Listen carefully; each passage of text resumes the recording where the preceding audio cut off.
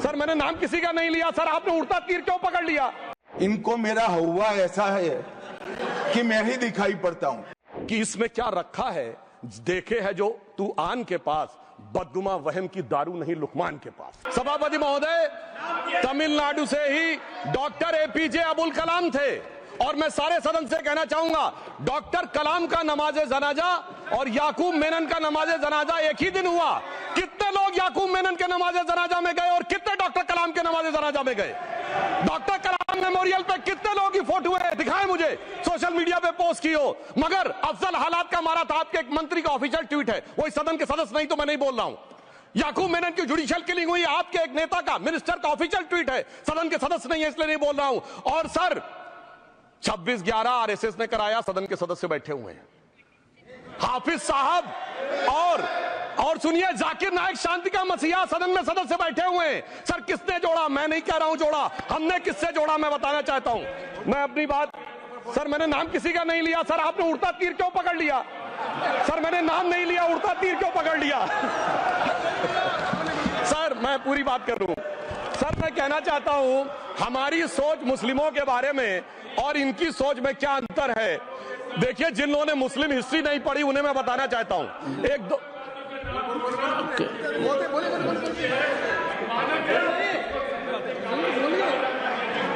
सभापति महोदय, मैं थोड़ा उन लोगों को इस्लामिक हिस्ट्री के बारे में बताना चाहता हूं। Honourable Digvijaya Singh, please, no, I'll give a chance. I'll give. माननीय सदस्य, ऑनरेबल दिग्विजय सिंह जी।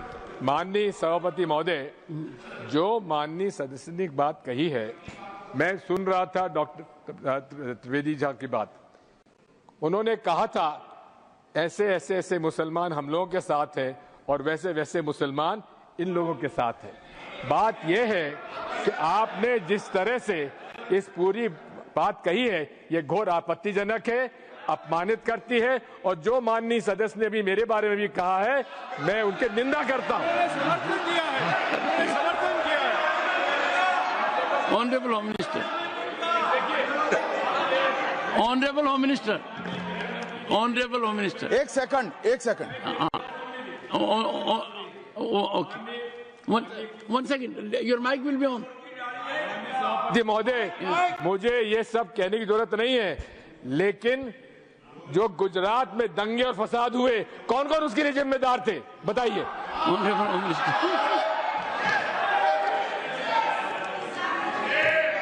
मान्यवर, मैं ध्यान से बारीकी से पूरे संवाद को सुन रहा हूं। माननीय सदस्य सुधांशु जी ने दिग्विजय सिंह का नाम नहीं दिया। अब वो खड़े होकर कहे मेरे बारे में कहा, इससे साबित हो गए। और अभी भी मौका है, आपने नहीं कहा है कि 26/11 के हमले में आरएसएस का हाथ था, तो अभी खड़े होकर माइक चालू कराकर बुलवा दीजिए माननीय। और आपत्तिजनक बात है, मैंने ये बात कभी नहीं कही है, ये आप लोगों का प्रचार है। मेरी आपत्ति इस बात की थी कि सभी माननीय सदस्य ने और बात कही है कि अब हमारे तरफ ऐसे ऐसे मुसलमान थे और वैसे वैसे मुसलमान हम लोग की तरफ थे। ये पूरे समाज के साथ, पूरे अल्पसंख्यक समाज के साथ अपमानजनक बात है। और माननीय सभापति महोदय, आप बताइए, माननीय गृह मंत्री जी, आप वहां पर थे, गृह मंत्री थे जब दंगे हुए थे, तो आप लोगों का क्या रोल था, ये जन जाहिर होम मिनिस्टर। इनको मेरा हुआ ऐसा है कि मैं ही दिखाई पड़ता हूं। आपकी सुनिए, अब सुनिए ना दिग्विजय सिंह, सुनिए, एक मिनट सुनिए। दंगे शांत होने के बाद 18 महीने के बाद मैं गृह मंत्री बना। दंगा हुआ तब मैं गृह मंत्री नहीं था। सुधांशु त्रिवेदी संदर्भ में किसी का नाम नहीं लिया। अजीज बर्नी की किताब थी 2611 एंड आरएसएस कॉन्स्पिरेसी, कोई जाके चेक कर ले उसमें कौन कौन कहां कहां था। अब मैं मुसलमानों के बारे में कहना चाहता हूं, मुस्लिम समाज के लिए। बहुत से लोग ऐसे हैं जिनको मुस्लिम समाज की हिस्ट्री नहीं पता है। मैं बताना चाहता हूं, भारत से जब न्यूमेरिक सिस्टम सबसे पहले गया तो अल जहार थे सबसे पहले, जिन्होंने जाके 1793 में जो सूर्य सिद्धांत था उसका अरबी में ट्रांसलेशन हुआ सिंध हिंद। और हम बता रहे हैं हम किस तरह के मुस्लिम को साथ रखते हैं। डॉक्टर कलाम से बड़ा आलम इस्लाम में साइंसदान नहीं हुआ, और आरिफ मोहम्मद खान साहब जो बिहार के गवर्नर हैं, उनसे बड़ा आलिम फाजिल मुसलमान आज सियासी जमात में तो नहीं होगा, ये मैं दावे के साथ कह सकता हूं। मगर मैं बताना चाहता हूं सर, उसके बाद उन्होंने एक किताब लिखी, एक सर 10th सेंचुरी के मुस्लिम राइटर थे जिन्होंने किताब लिखी, उसका नाम था the compendious book of balancing and completion according to Hindu calculation, जिसको शॉर्ट में अल जब्र कहा गया, और वहां से अलजबरा निकला, और सर उसके बाद अल ख्वारिज्म आया। और सर आज मेरे ख्याल से सदन के बहुत से लोगों को नहीं पता होगा, ये जो एल्गोरिथम वर्ड है ये अल ख्वारिज्म से आया हुआ है। एक जमाने में इस्लाम में बैतुल हिकमत था, यानी वो सबसे बड़ा हिकमत का केंद्र था, जब एक से एक लोग होते थे। बहुतों को नहीं पता होगा कि कोलंबस ने जिस नक्शे के थ्रू दुनिया ट्रेवल किया था, वो बनाने वाला भी एक मुस्लिम था, अल इदरीसी। मगर सर एल्गोरिथम आज ऐसा बदला कि एआई के एज में दलगत भावना से ऊपर उठकर औरंगजेब के साथ खड़े हो गए। सर ये एल्गोरिथम किसने बदल दिया, ये मैं बताना चाहता हूं। इस पे थोड़ा सोचने की जरूरत है। इसलिए मैं कहता हूं मुस्लिम पॉलिटिक्स की सोच क्या थी, हमने किन मुसलमानों का साथ दिया है, मैं बताना चाहता हूं सर। वीर अब्दुल हमीद की शहादत की 50वीं वर्षगांठ 2015 में हुई।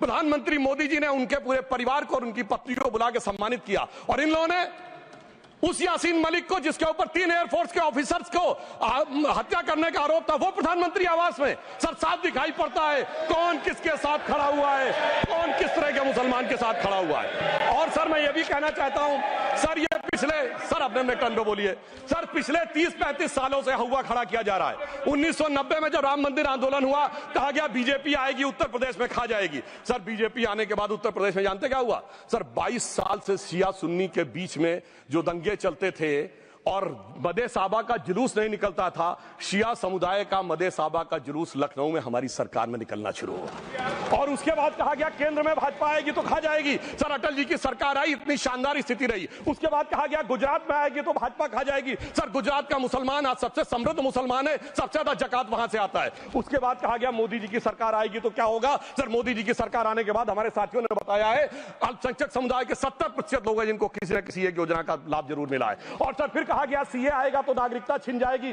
सर उसके बाद भी आपने सब देखा, और सर हम बचपन में सुनते थे कि राम मंदिर बनने लगेगा तो मिडिल ईस्ट के देश पेट्रोल देना बंद कर देंगे। सर राम मंदिर भी बन रहा है, और भारत मिडिल ईस्ट कॉरिडोर भी बन रहा है, और अबू धाबी में भी मंदिर बन रहा है, और 4 मुस्लिम देशों ने सर्वोच्च नागरिक सम्मान मोदी जी को दिया हुआ है। इसलिए मैं कहना चाहता हूं सर, मर्ज हो तो उसका इलाज किया जा सकता है। जैसे हमारे यहां वैद धन्वंतर माने गए हैं, इस्लामी अकीदे में वैद हकीम लुकमान माने गए, तो कहा गया है उनके लिए कि इसमें क्या रखा है, देखे है जो तू आन के पास, बदगुमा वहम की दारू नहीं लुकमान के पास। यानी मर्ज का इलाज है, पर वहम का इलाज तो हकीम लुकमान भी नहीं कर सकते जो आपने पाल कर रखा है।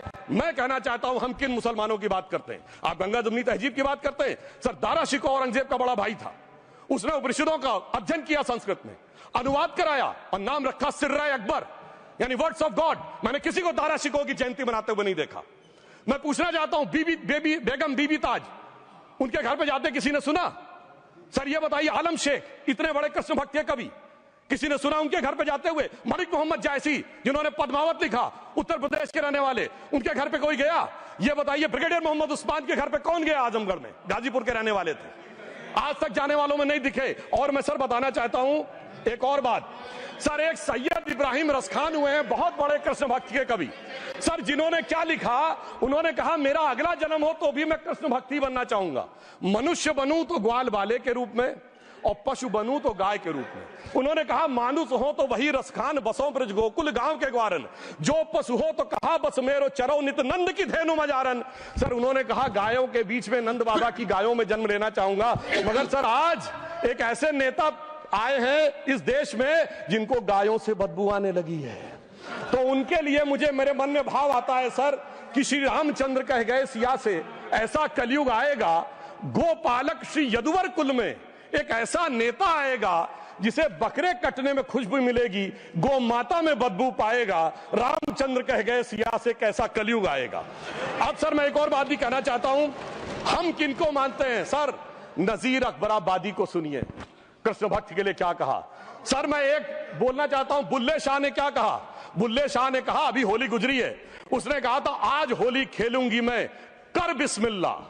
उन्होंने आगे कहा, अलस्तु बिरबिकुम, प्रीतम बोले, सब सखियों ने घूंघट खोले, नाम नबी की रतन चढ़ी, सुनिएगा, नाम नबी की रतन चढ़ी और बूंद पड़ी अल्लाह अल्लाह, आज होली खेलूंगी मैं, कर बिस्मिल्लाह। तो मैं भी कहता हूं अब बिस्मिल्लाह करिए और उसके बाद हमारे इस सहयोग करिए, इस सकारात्मक उसका, वरना अल्हम्दुलिल्लाह जो हम मुसलमानों के लिए और देश के लिए करना चाहते हैं उसमें हमें सफलता जरूर मिलेगी।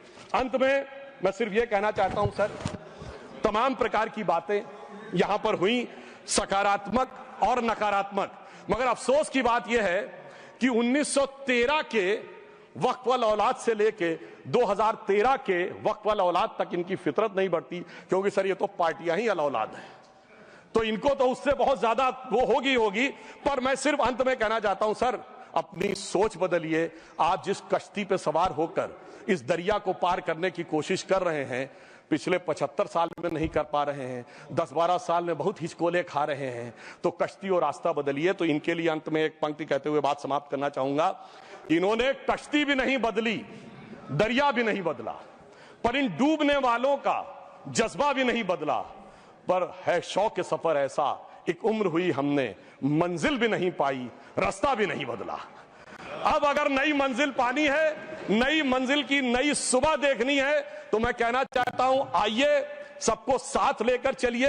और एक ऐसा वक्त आया है जब मैं जो हमारे किरण रिजिजू जी ने कहा था कि मैंने एक शम्मा जलाई हवाओं के खिलाफ, तो मैं प्रधानमंत्री मोदी जी की तरफ से कहता हूं कि हमें इल्जाम मत दीजिए, बहुत अफसोस होता है, हमें इल्जाम मत दीजिए, बहुत अफसोस होता है, बड़ी तरकीब से कश्ती यहां तक लेके आए हैं और बदल देते हैं हम दरिया की लहरें अपनी हिम्मत से, आंधियों में भी अक्सर चिराग हमने जलाए हैं।